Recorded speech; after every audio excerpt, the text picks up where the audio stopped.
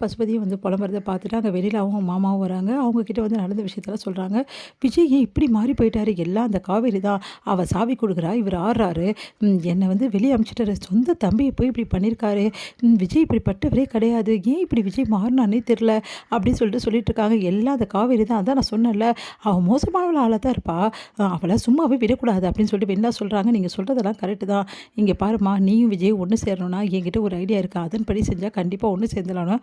நீங்க என்ன சொல்றீங்களோ அத நான் செய்றேன்" அப்படின்னு வெண்ணிலா சொல்றாங்க. மீடியா முன்னாடி அழுது புலம்புவான். அந்த விஜய் பத்தி தப்பு தப்பா பேசு. "விஜய் என்னை கைவிட்டுட்டாரு. அவர் வந்து என்னை வந்து ஏத்துக்க மாட்டேங்கிறாரு. நீங்களே சொல்லுங்க நான் எங்க போவேன்?" அப்படி சொல்லிட்டு பயங்கரமா அழுது புலம்பு. மீடியா கிட்ட நீ எந்த அளவு அழுது புலம்புறியோ, அந்த அளவு மீடியா வந்து உங்களுக்கு சப்போர்ட் பண்ணுவாங்க. மீடியாவோட சப்போர்ட் இருந்தா என்ன வேணாலும் பண்ணலாம் அப்படின்னோனே, சரிங்க நீங்க சொல்ற மாதிரியே செய்றேன்." அப்படி சொன்னா விஜய் என்னை ஏத்துப்பாரா? கண்டிப்பா ஏத்துப்பாருமா. நீ கவலையே படாத. நான் சொல்ற மாரி செய். சரிங்க நீ சொல்ற மாரியே செய்றேன் அப்படின்னு சொல்லிட்டு மீடியா முன்னாடி பயங்கரமா பேட்டி குடுக்குறாங்க. இங்க பாருங்க, நீங்களே சொல்லுங்க. ஒரு பொண்ணு புருஷனா வந்து ஒருத்தர் நினைச்சிட்டோன்னா, இன்னொருத்தர் எப்படிங்க நினைக்க முடியும்? அவர் என்ன வேணான்னு சொல்றாரு. இதுக்கப்புறம் நான் எப்படி இந்த உலகத்துல இருக்கிறது? நீங்களே சொல்லுங்க. எனக்கு ஒரு நியாயம் வாங்கி தாங்க. உங்கள கெஞ்சி கேட்குறேங்க. நாளைக்கு வந்து எனக்கும் விஜய்க்கும் கல்யாணம்னு நாங்க அனௌன்ஸ் பண்ணியிருக்கோம்.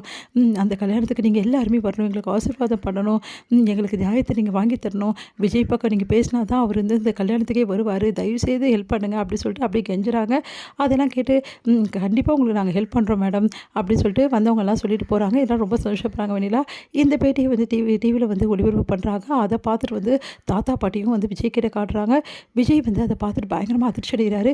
"பாத்தியாடா இவள என்னென்ன வேலை பண்ணியிருக்கான்னு சொல்லிட்டு, இவலாம் என்ன பண்றதுன்னே தெரியல. இவளுக்கு போய் நீ வந்து இவ்வளவும் பாவம் பாத்தியாடா?" அப்படின்னு சொல்லிட்டு பாட்டி சொல்றாங்க. "இந்த அளவு இவ போயிட்டே இருப்பாளா? இவள நான் சும்மாவே விடமாட்டேன். இவளுக்கு இருக்குது" அப்படின்னு சொல்லிட்டு டென்ஷன் ஆயிட்டு இருக்காரு. அந்த டைம்ல கரெக்ட்டா அங்க வராரு. வந்து வெண்ணிலாவோட மாமாவும், வெண்ணிலாவும் அங்க வந்து பார்த்துட்டு அவங்கள பார்த்துட்டு அதிர்ச்சி அடையாம, "நில்லுங்க. இங்க உள்ள எடுத்து கால வச்சுங்க. அப்புறம் நடக்கிறதே வேறன்றாரு விஜய். "ஏன் விஜய் இப்படிலாம் பேசுற? நீ இல்லாம என்னால வாழ முடியாது. உனக்கு தெரியும்ல விஜய். நீ தான் விஜய் எனக்கு எல்லாமே" அப்படின்றாங்க. "ச்சே வாய மூடு. சும்மா நடிச்சிட்டே இருக்க. மீடியால அப்படி நடிக்கிற, இங்க வந்து இப்படி நடிக்கிற. என்ன நடிச்சிட்டு இருக்க?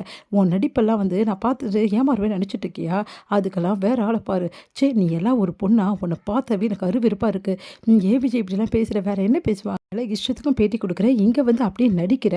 ச்சே உன் நடிப்பெல்லாம்" அப்படி சொல்லி டென்ஷன் ஆகுறாரு. "ஏன் விஜய் இப்படிலாம் பேசிட்டு இருக்க? நான் உன் மேல எவ்வளோ வந்து அன்பு வச்சிருக்கேன் தெரியுமா? நம்ம காதலுக்காக தான் விஜய் நான் இவ்வளோ போராடுறேன்." "யாருக்கு காதலு? உன் மேல எனக்கு காதலா? உன்ன அவ்வளோதான் சொல்லிட்டேன். ஒரு காலத்துல உன்ன விரும்பினதுக்காக நான் வெட்கப்படுறேன், அசிங்கப்படுறேன். இங்க பாரு நான் இப்ப சொல்றதா எப்பவுமே சொல்வேன்.